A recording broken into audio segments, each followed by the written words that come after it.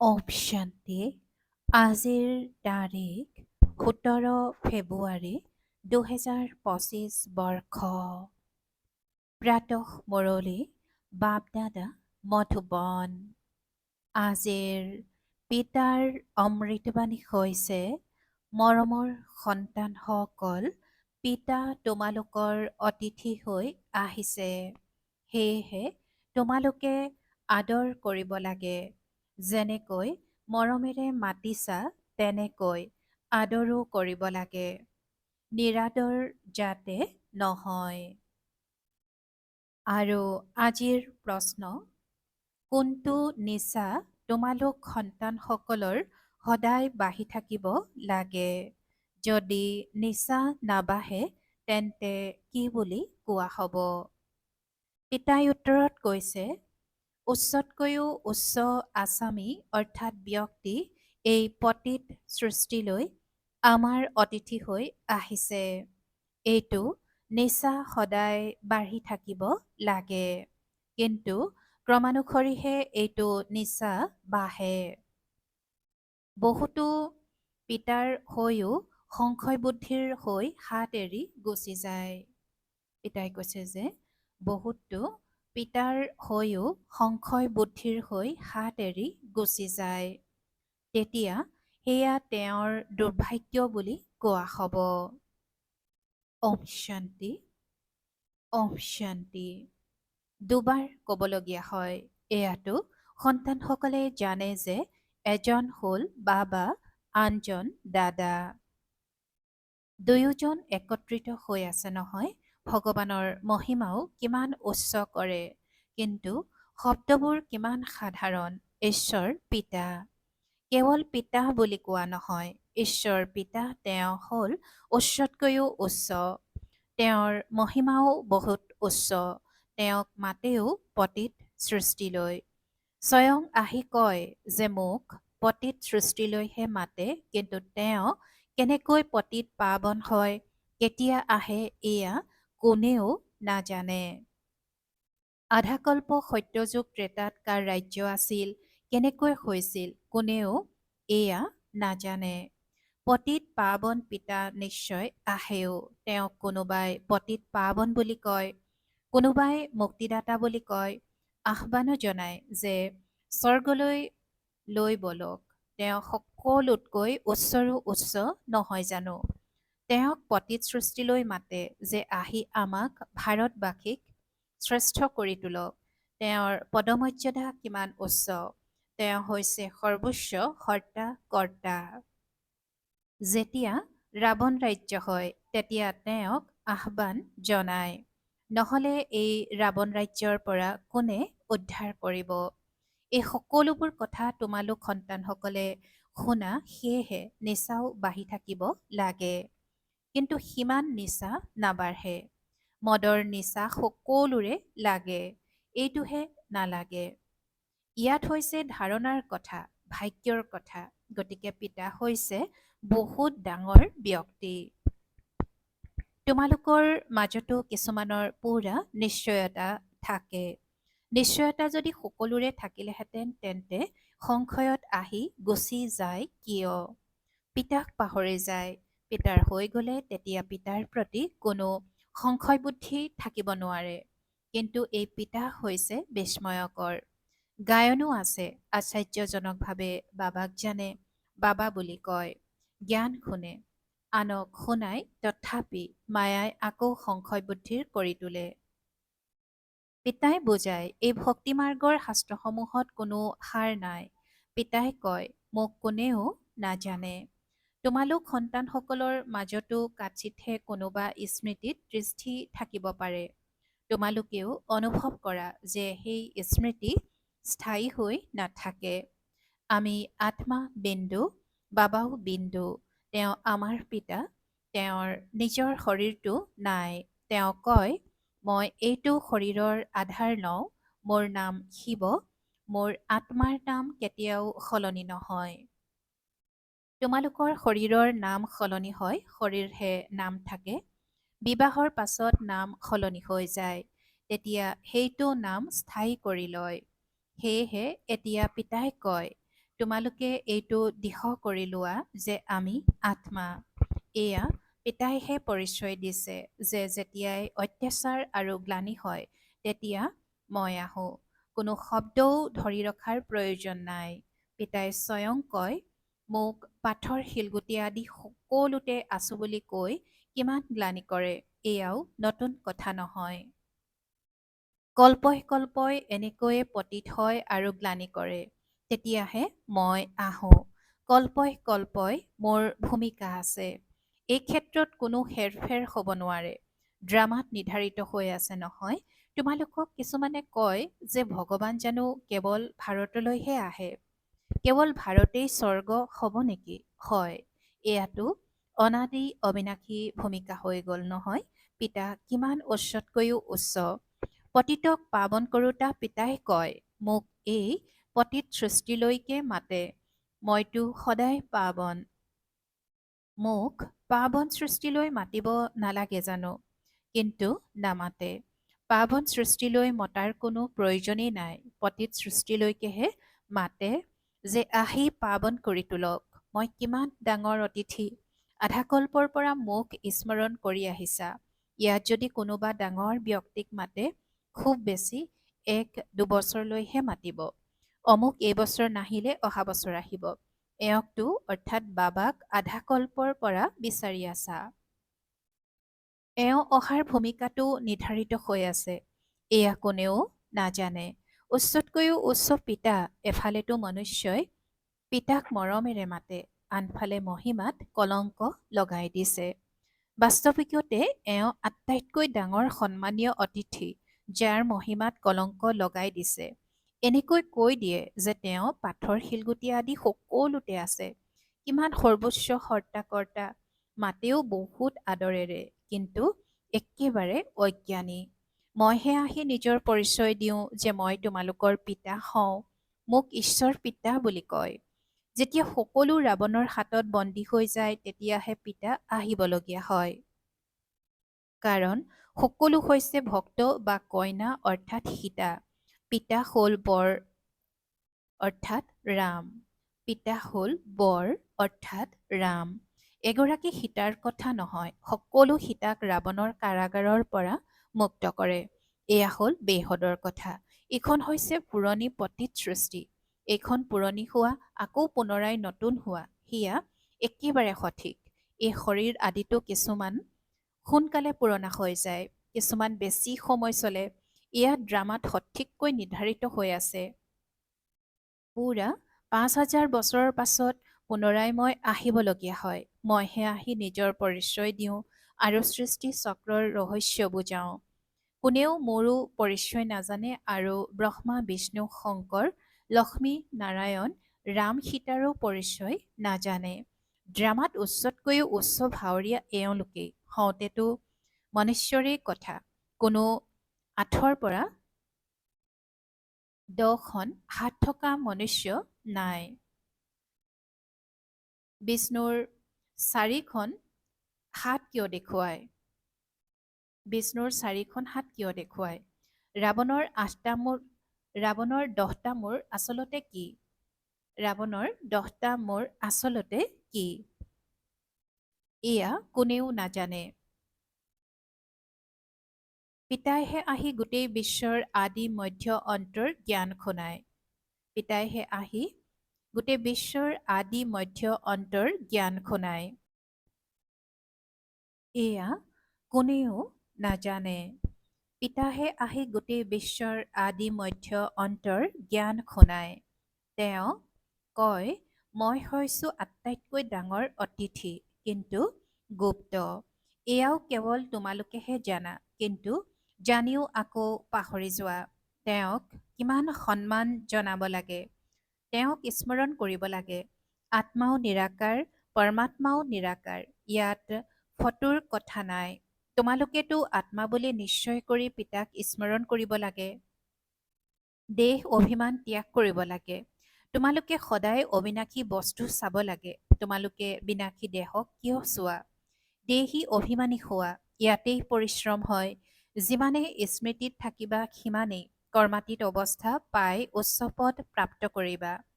পিতাই বহুত সহজ যোগ অৰ্থাৎ স্মৰণ কৰিবলৈ শিকায়। যোগটো অনেক প্ৰকাৰৰ আছে। স্মৰণ শব্দটিহে যথোচিত। পৰমাত্মা পিতাক স্মৰণ কৰাৰ ক্ষেত্ৰতেই পৰিশ্ৰম হয়। কোনোবা বিৰলজনেহে সঁচা কয় যে মই ইমান সময় স্মৃতিত আছিলোঁ। স্মৰণ নকৰেই, সেয়েহে ক'বলৈ লাজ পায়। এনেকৈ লিখে যে গোটেই দিনটোত এঘণ্টা স্মৃতিত থাকিলোঁ, তেন্তে লাজ লাগিব নালাগে জানো? এনেকুৱা পিতা যাক দিনে ৰাতিয়ে স্মৰণ কৰিব লাগে আৰু আমি মাত্ৰ 1 ঘণ্টাহে স্মৰণ কৰোঁ। এই ক্ষেত্ৰত বহুত গুপ্ত পৰিশ্ৰম কৰিবলগীয়া হয়। পিতাক যিহেতু মাতে, গতিকে দূৰৈৰ পৰা অহা অতিথি নহ'ল জানো? পিতাই কয়, মই নতুন সৃষ্টিৰ অতিথি নহওঁ, পুৰণি সৃষ্টিলৈহে আহোঁ। আহি নতুন সৃষ্টি স্থাপনা কৰোঁ। এইখন হৈছে পুৰণি সৃষ্টি, এইটো কোনেও যথাৰ্থ ৰীতিৰে নাজানে। নতুন সৃষ্টিৰ আয়ুসৰ বিষয়ে নাজানে। পিতাই কয়, এই জ্ঞান মইহে আহি দিওঁ, আকৌ ড্ৰামানুসৰি এই জ্ঞান লুপ্ত হৈ যায়। পুনৰাই কল্পৰ পাছত এই ভূমিকা পুনৰাবৃত্তি হ'ব। মোক আহ্বান জনায়। বছৰে বছৰে শিৱ জয়ন্তী পালন কৰে। যি হৈ যায়, তেতিয়া তেওঁৰ বছৰে বছৰে জয়ন্তী পালন কৰে। শিৱ বাবাৰো 12 মাহৰ পাছত জয়ন্তী উদযাপন কৰে। কিন্তু কেতিয়াৰ পৰা উদযাপন কৰি আহিছে এয়া কোনেও নাজানে। কেৱল কৈ দিয়ে যে লাখ লাখ বছৰ হ'ল, কলিযুগৰ আয়ুসেই লাখ লাখ বছৰ বুলি লিখি দিছে। পিতাই কয়, এয়া হৈছে 5,000 বছৰৰ কথা। যথাযথ এই দেৱতাসকলৰ ভাৰতত ৰাজ্য আছিল নহয়। সেয়েহে পিতাই কয়, মই ভাৰতৰ বহুত ডাঙৰ অতিথি। মোক আধাকল্পৰ পৰা বহুত নিমন্ত্ৰণ দি আহিছা। যেতিয়া বহুত দুখী হোৱা তেতিয়া কোৱা, হে পতিত পাৱন আহক, মই পতিত সৃষ্টিলৈকে আহিছোঁ। ৰথটো ৰথটো অৰ্থাৎ শৰীৰ মোক লাগে নহয়। পিতাই আজি কৈছে যে ৰথ অৰ্থাৎ শৰীৰ মোক লাগে নহয়। আত্মা হৈছে অকাল মূৰ্ত, এয়া হৈছে আত্মাৰ আসন। পিতাও অকাল মূৰ্ত। এই আসনত অৰ্থাৎ ব্ৰহ্মাৰ শৰীৰত আহি বিৰাজমান হয়। এইবোৰ অতি ৰমণীয় কথা। আন কোনোবাই শুনিলে আচম্বিত হৈ যাব। এতিয়া পিতাই কয়, সন্তানসকল, মোৰ মতত চলা। এনেকৈ বুজিবা যে শিৱ বাবাই মত দিয়ে। শিৱ বাবাই মুৰলী শুনায়। এওঁ অৰ্থাৎ ব্ৰহ্মাই কয়, ময়ো তেওঁৰ মুৰলী শুনি তোমালোকক শুনাম। শুনাওতা জন্তু তেওঁ নহয়? শুনাওতা জন্তু তেওঁ নহয়, নহয় জানো?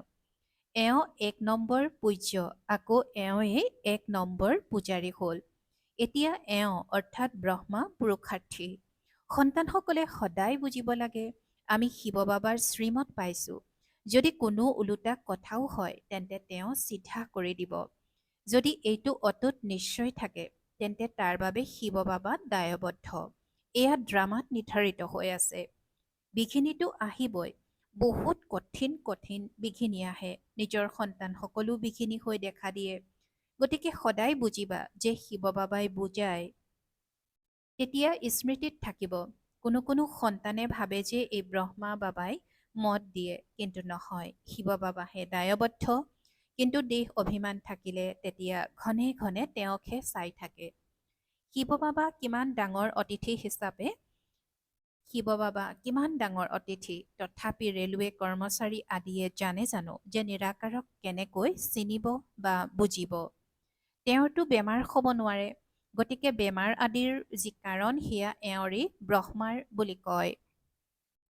তেওঁলোকে কি জানে এওঁৰ অৰ্থাৎ ব্ৰহ্মাৰ ভিতৰত কোন আছে? তোমালোক সন্তানসকলেও ক্ৰমানুসৰি জানা, তেওঁ সকলো আত্মাৰ পিতা। এওঁ আকৌ প্ৰজাপিতা মনুষ্যৰ পিতা। তেন্তে এই দুয়োগৰাকী বাপ দাদা কিমান ডাঙৰ অতিথি হৈ গ'ল। পিতাই কয়, যি হয় সেয়া ড্ৰামাত নিৰ্ধাৰিত হৈ আছে। ময়ো ড্ৰামাৰ বন্ধনত বান্ধ খাই আছোঁ। নিৰ্ধাৰিত হৈ থকাখিনিৰ বাহিৰে একোৱেই কৰিব নোৱাৰোঁ। মায়ায়ো অৰ্থাৎ মায়া অতি প্ৰবল। ৰাম আৰু ৰাৱণ দুয়োজনৰে ভূমিকা আছে। ড্ৰামাত ৰাৱণ শ্ৰোতন্য হোৱা হ'লে ক'লেহেঁতেন, ময়ো ড্ৰামানুসৰি আহোঁ। এয়া দুখ আৰু সুখৰ খেল। সুখ থাকে নতুন সৃষ্টিত, দুখ থাকে পুৰণি সৃষ্টিত।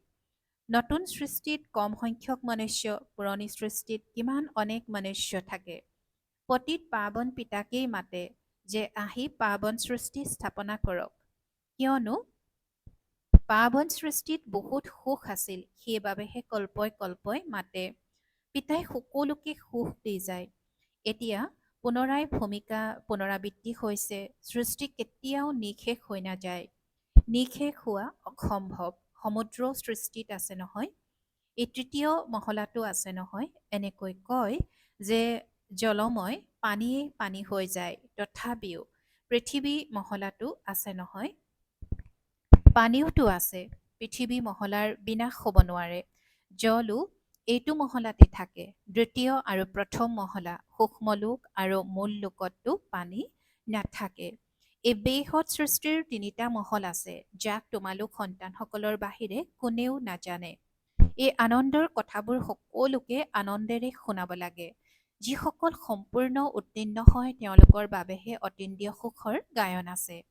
যিসকল দিনে ৰাতিয়ে সেৱাত তৎপৰ হৈ থাকে, সেৱা কৰি থাকে, তেওঁলোক বহুত আনন্দিত হৈ থাকে। কেতিয়াবা এনেকুৱা দিনো আহে যে মনুষ্যই ৰাতিও উজাগৰে থাকে, কিন্তু আত্মা ভাগৰি পৰে। তেতিয়া টোপনি যাবলগীয়া হয়। আত্মা টোপনি গ'লে শৰীৰো টোপনি যায়। আত্মা টোপনি নগ'লে শৰীৰো টোপনি নাযায়। আত্মাহে ভাগৰে। আজি মই ভাগৰি গৈছোঁ। কোনে ক'লে? আত্মাই। তোমালোক সন্তানসকল আত্মাভিমানী হৈ থাকিব লাগে, ইয়াতেই পৰিশ্ৰম হয়। পিতাক স্মৰণ নকৰিলে, আত্মাভিমানী হৈ নাথাকিলে তেতিয়া দেহৰ সম্বন্ধীয় আদি স্মৃতিলৈ আহি যায়।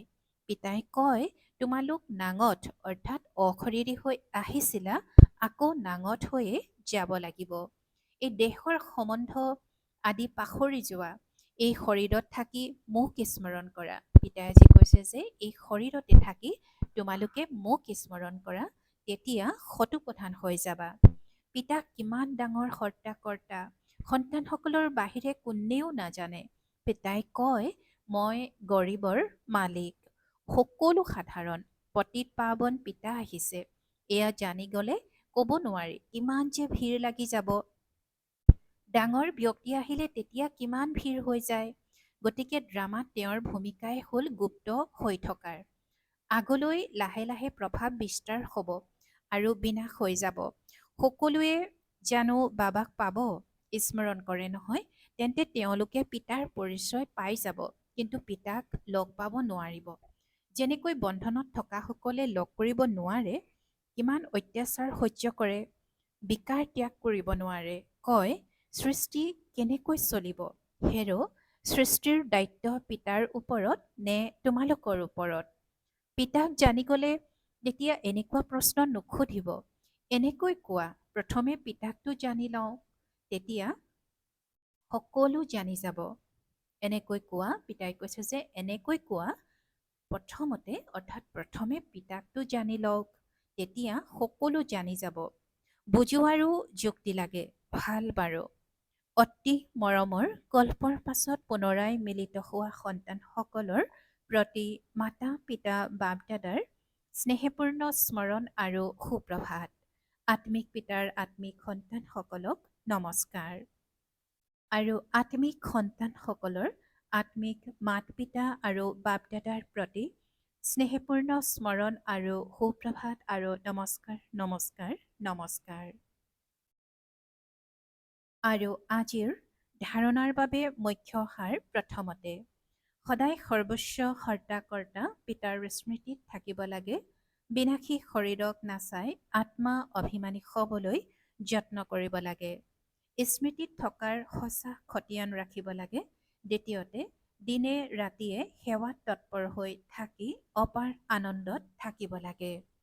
তিনিওলোকৰ ৰহস্য সকলোকে আনন্দেৰে বুজাব লাগে। শিৱ বাবাই যি শ্ৰীমত দিয়ে তাত অটুট নিশ্চয় ৰাখিব লাগে। কোনো ধৰণৰ বিঘিনি আহিলে ভয় খাব নালাগে। কোনো ধৰণৰ বিঘিনি আহিলে ভয় খাব নালাগে। তাৰ বাবে শিৱ বাবা দায়বদ্ধ, সেয়েহে সংশয় যাতে নজন্মে। আৰু আজিৰ বৰদান, শ্ৰেষ্ঠ সময়ৰ আধাৰত সৰ্বপ্ৰাপ্তিৰ অধিকাৰৰ অনুভৱ কৰোঁতা পদ্মাপদম ভাগ্যশালী হোৱা। শ্ৰেষ্ঠ সময়ৰ আধাৰত সৰ্বপ্ৰাপ্তিৰ অধিকাৰৰ অনুভৱ কৰোঁতা পদ্মাপদম ভাগ্যশালী হোৱা। আৰু আজিৰ বৰদানৰ ব্যাখ্যা। যিসকল শ্ৰেষ্ঠ সময়ত জন্ম লওঁতা ভাগ্যশালী সন্তান, তেওঁলোকে কল্পপূৰ্বৰ প্ৰেৰণাৰ আধাৰত জন্ম হওঁতেই আপোনতাৰ বোধ অনুভৱ কৰে। তেওঁলোক জন্ম হওঁতেই সকলো সম্পত্তিৰ অধিকাৰী হয়। যেনেকৈ বীজত গোটেই বৃক্ষৰ সাৰ সমাহিত হৈ থাকে, তেনেকৈ সৰ্বোত্তম সময়ৰ আত্মাসকল আহিয়েই সৰ্বপ্ৰাপ্তিৰ সম্পদৰ অনুভৱী হৈ যায়। তেওঁলোকে কেতিয়াও এনেকৈ নকব যে সুখৰ অনুভৱ হয়, শান্তিৰ নহয়, শান্তিৰ হয়, সুখ বা শক্তিৰ নহয়। সকলো অনুভৱৰেই অৰ্থাৎ অনুভৱেৰে সম্পন্ন হয়। পিতাই কৈছে যে সকলো অনুভৱেৰে সম্পন্ন হয়। আৰু আজিৰ শ্লোগান। নিজৰ প্ৰসন্নতাৰ ছায়াৰে শীতলতাৰ অনুভৱ কৰিবলৈ নিৰ্মল আৰু নম্ৰ হোৱা। নিজৰ প্ৰসন্নতাৰ ছায়াৰে শীতলতাৰ অনুভৱ কৰিবলৈ অৰ্থাৎ অনুভৱ কৰাবলৈ নিৰ্মল আৰু নম্ৰ হোৱা। ওম শান্তি।